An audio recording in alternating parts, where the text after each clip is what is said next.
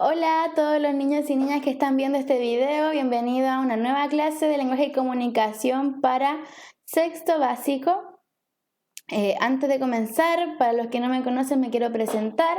Yo soy la profesora Camila y soy quien los va a acompañar durante este aprendizaje, este recorrido de aprendizaje de la asignatura. Como siempre, antes de comenzar a dar el nuevo contenido, quisiera hacerle algunas recomendaciones para que tengamos una clase fructífera.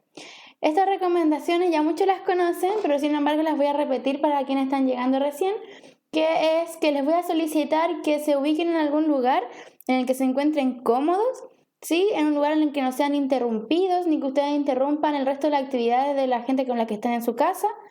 Además, esto nos va a permitir, niños y niñas, que podamos tener la concentración completamente en la clase y no hayan distractores que nos hagan perder la atención, ¿sí?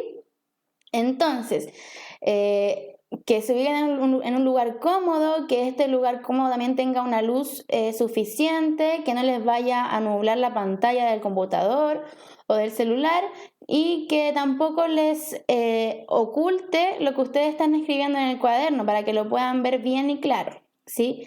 Respecto a esto último, muy importante tener un cuaderno en que anotar y tomar apuntes, porque por lo menos la clase de hoy y la anterior y la que sigue, se necesita que ustedes escriban lo que estamos aprendiendo, ¿sí? Porque no es fácil memorizarse estos contenidos, porque las figuras literarias que vamos a ver hoy día son más que memorizar y no es fácil retenerlas. Entonces, así, al anotarlas, podemos recurrir siempre a ello y asimismo vamos reforzando este contenido que aprendimos.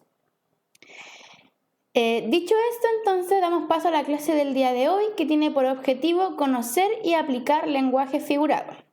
Recordar que estamos en la unidad 2 de textos líricos y en la sesión número 6. ¿Ya? 6, ahí sí. Bueno, el objetivo de hoy es igual al de la clase anterior porque hoy día vamos a seguir conociendo figuras literarias, que fue lo que hicimos en la clase de hoy. ¿Ya?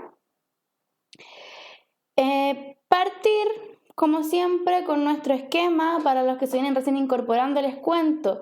Este esquema de nuestro árbol nos permite clasificar los tipos de texto que hemos estudiado y que vamos a seguir estudiando. ¿Ya? Perdón.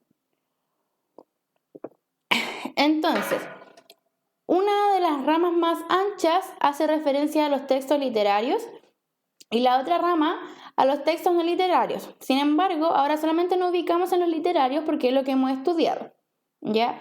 Esta unidad 2 corresponde al lírico, como bien aparece acá, y la unidad 1 vimos narrativa porque era lo que aparecía, o sea, y es la que aparecía en esta parte de acá que ya no está, ¿ya?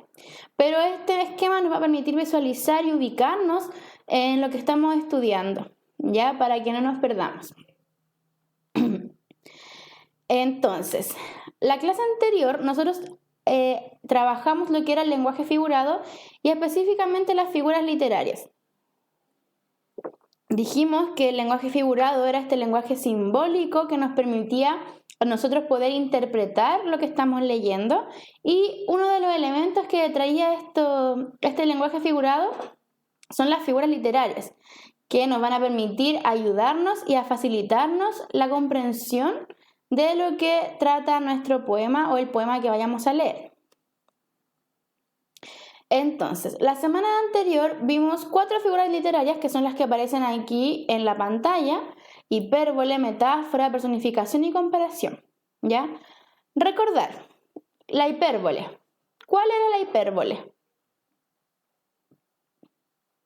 Exactamente. La hipérbole es esa figura literaria que exagera un hecho o una circunstancia. ¿Sí? Dábamos como ejemplo que era tan grande el dolor del costado de una persona que le dolía hasta el aliento, ¿cierto? Es como tan grande el dolor del costado que me duele hasta el aliento. Algo así era el ejemplo. Y eso está exagerando porque el aliento no duele, en sí no duele, pero sin embargo él, para demostrar que es un dolor tan grande lo que está sintiendo, dice que le duele hasta el aliento. La metáfora también dijimos que establece una relación de semejanza entre un concepto y otro concepto, ¿ya? dientes de perla, nubes de algodón, ¿sí? La personificación es una de las más fáciles y yo creo que todos ya la conocen muy bien, que es que se le atribuyen características humanas a cosas que no tienen características humanas, ¿ya? Que las estrellas danzan, que las flores cantan, que el río salta, etc. Son elementos, son características, cualidades que no son propias de esos elementos, ¿sí?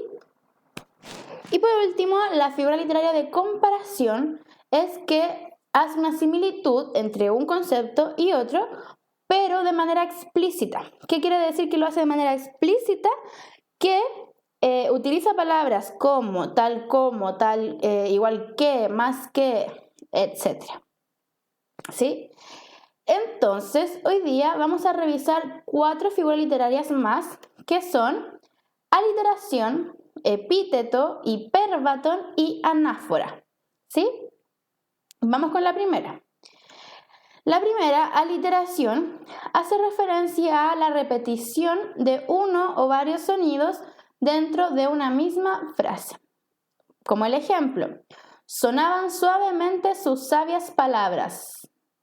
Si se dan cuenta, en este ejemplo hay una repetición o hay una del sonido porque estará en todas las palabras. S, S, S, S. Todas las palabras de este verso se construyen con la consonante S, lo que permiten generar un sonido, ¿cierto?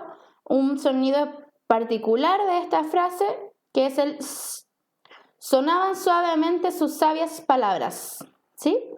Esa es la aliteración, cuando encuentras un sonido dentro de la frase.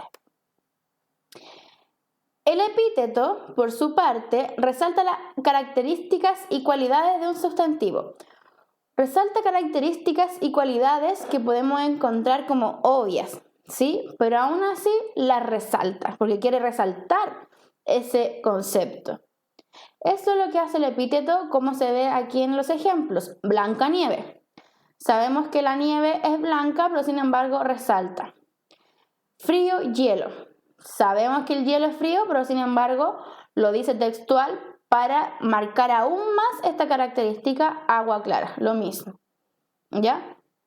Entonces el epíteto lo que permite es resaltar una idea o un concepto para darle mayor énfasis y mayor importancia, ¿sí? Vamos con la siguiente, que es el hiperbatón. El hiperbatón es la alteración del orden común o natural de las palabras en una oración. Veamos el ejemplo antes de explicarlo mejor. Las señoras pacientemente hacen fila en el supermercado. Acá se ve una alteración del orden de las palabras porque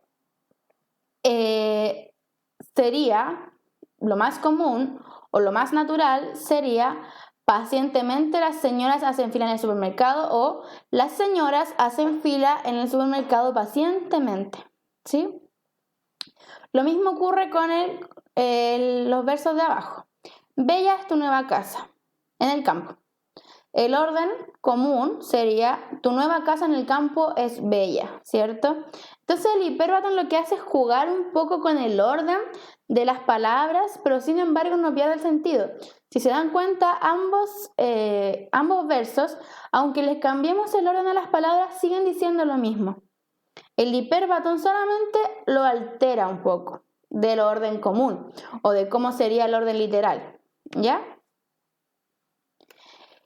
Y por último, la anáfora es aquella que repite las palabras iniciales de cada verso, como en el ejemplo, dale al aspa molino hasta nevar el trigo, dale a la piedra agua hasta ponerla mansa. Si se dan cuenta, aquí en este ejemplo se repite en el verso 1 y 3 la palabra dale y en el verso 2 y 4 la palabra hasta. ¿Sí? Entonces la anáfora es la repetición de estas palabras al inicio de cada verso. Entonces, al igual que en la clase anterior, vamos a realizar una actividad en la que ustedes van a reconocer estas figuras literarias, ¿ya? Para ver quedaron más o menos claras. En primer lugar, vamos a leer un verso de una canción de Ana Gabriel, que es muy conocida por sus padres, madres, abuelos, abuelas, tías, tíos, etc. Dice: ¿quién como tú, que día a día puedes tenerle? ¿Quién como tú, que solo entre sus brazos se duerme? ¿Qué figura literaria hay en estos versos?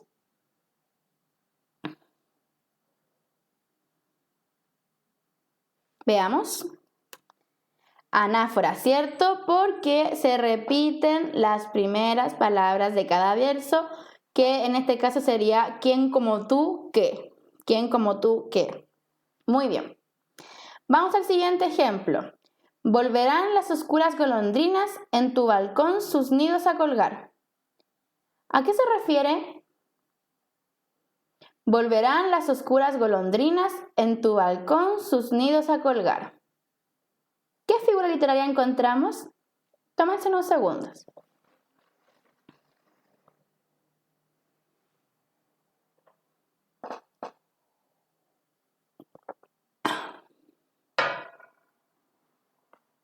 Veamos cuál es, si la chuntaron o no la chuntaron. Hipérbato. ¿Por qué es hipérbato, niños? Niñas, ¿alguien lo descubrió?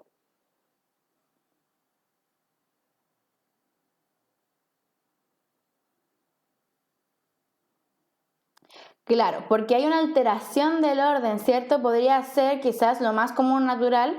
En tu balcón volverán las oscuras golondrinas a colgar sus nidos, ¿cierto? O volverán las oscuras golondrinas en tu balcón a colgar sus nidos. Podría ser que cambiemos en tu balcón hacia el principio o que invirtamos el orden entre nidos y colgar, ¿cierto? Que primero sea a colgar y después sea sus nidos. Y ahí quedaría como el orden común. Pero sin embargo, el hipérbaton lo que hace es alterar este orden, así que muy bien para todos y todas las que dijeron hipérbaton. Sigamos. No aparece. El perro de Roque no tiene rabo porque Roque se lo ha cortado. ¿Qué sonido, qué figura literaria encontramos en estos versos? Ya les di una pista, así que tienen que adivinarlo. El perro de Roque no tiene rabo porque Roque se lo ha cortado.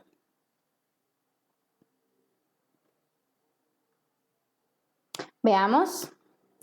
Aliteración, muy bien, porque hay una repetición del sonido R. El perro de Roque no tiene rabo porque Roque se lo ha cortado. Bueno, yo ahora estoy acentuando la consonante para que se entienda, pero no hay que leerlo así con tan marcado la R. Vamos entonces al siguiente ejemplo y el último. El calor del fuego alcanzaba mi rostro. ¿Qué figura literaria hay en esta? El calor del fuego alcanzaba mi rostro.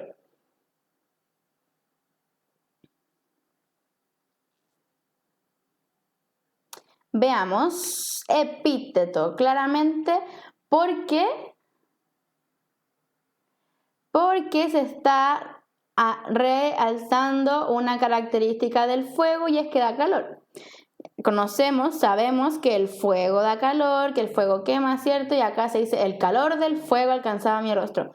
O sea, aún más se pone énfasis en una característica que es común del fuego, ¿sí? Entonces, niños y niñas, esta ha sido la clase del día de hoy. Conocimos 4 nuevas figuras: epíteto, aliteración, anáfora e hipérbaton.